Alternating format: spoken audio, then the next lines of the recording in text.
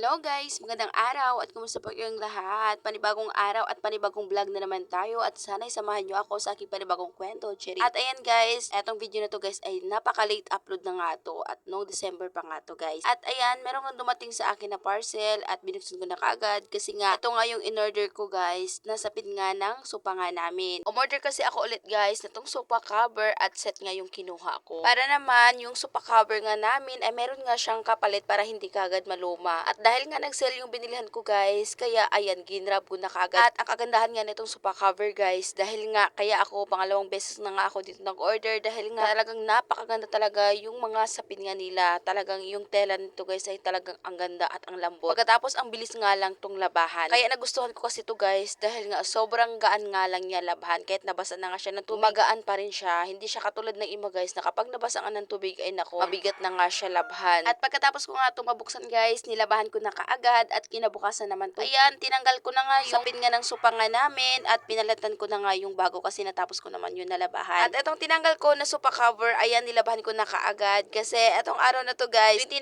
nga ng December at super late upload na talaga to. Meron nga kasabihan na kapag magpalit nga daw ng taon at marami ka pa nga daw labahan, ay nako, isang taon ka nga daw na marami talagang labahan. Hindi naman ako naniniwala sa ganun guys kasi halos taon-taon ko naman ginagawa guys na bago nga malit ng taon ay talagang naglinis na ako. Ayan, nilabahan ko na yung dapat nilabahan. Kailangan tupiin. Kahit yung mga tupiin ko guys, minsan aabot nga yan ng 3 linggo, isang buwan. Pero kapag ganitong mga panahon guys, talagang tinutupi ko lahat yan para naman kapag pagpalit naman ng taon ay talagang malinis yung bahay at para hindi nga daw malihian o ano ba yung tawag sa lihi, basta malihian ng maraming gawain. Ay nako, ganun pa rin guys. Wala pa rin nangyayari na ganun pa rin. Kaya, pero kahit ganun pa man, hindi ako naniniwala ay ginagawa ko pa rin kasi wala namang mawawala, 'di ba?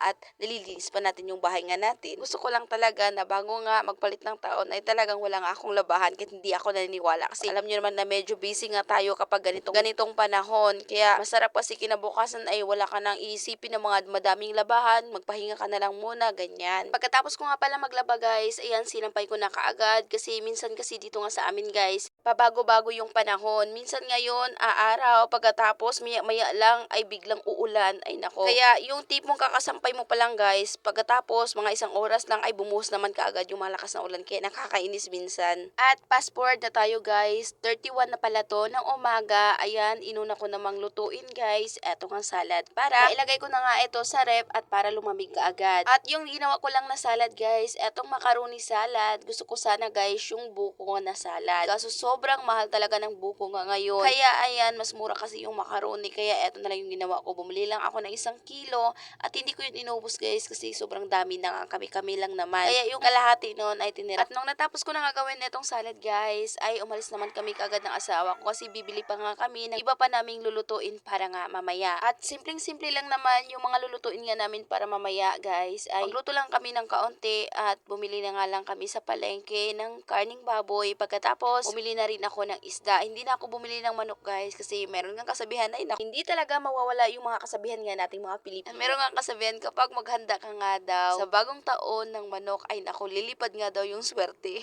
Kayo ba guys, naniniwala ba kayo sa ganon? Ako hindi, pero sinusunod ko na lang kung ano nga yung mga kasabihan kasi wala naman ding mawawala, 'di ba? And ayan, etong isda guys, naghiwa na nga rin ako dito ng sibuyas at yung sibuyas nga lang yung ilalagay ko nga dito sa tiyan ng isda. Gusto ko sana guys, kapag ganitong luto ng ihaw na bangus guys, ay gusto ko sana marami nga tong kamatis at sibuyas. Kaso guys, umikit na lang talaga ako nung tinanong ko nga kung magkano yung kilo ng kamatis. Kasi yung kilo ng kamatis guys, nasa 200 mahigit. Kaya mas mahal pa talaga siya sa dito nga sa lulutuin kong ulam. Kaya napilitan talaga ako na hindi na lang ako maglagay nga dito ng kamatis. Kaya sibuyas na lang yung nilagay ko dyan at isang isda lang naman yung ihawin ko nga guys. At habang iniihaw ko nga yung isda guys, minarinit ko naman etong lulutuin ko nga na kaldereta o ano ba yung tawag sa ganitong luto. Alam nyo ba guys, paborito ko talaga yung ganitong luto. Pero nalilito talaga ako kung ano nga tawag dito. Kaldereta ba, minudo, or yung ano ba yung isa, nakalimutan ko. Pare-pareho lang kasi sila guys, nalagyan mo nga ng tomato sauce. Pagkatapos, lagyan mo rin ng carrots at patatas. Kaya nalilito talaga ako guys kung ano bang mga tawag nila. At ayan guys, pinilito ko na muna nga guys. Eto nga carrots at saka patatas. Pagkatapos, nung naprito ko na nga, hinangon ko na muna. Pinilito ko na rin etong hotdog at etong yung lulutuin ko nga guys ay low budget nga to dahil nga kapag yung ganitong luto nga daw guys, masarap nga to kapag may liver spread. Wala akong ganun. Ang importante lang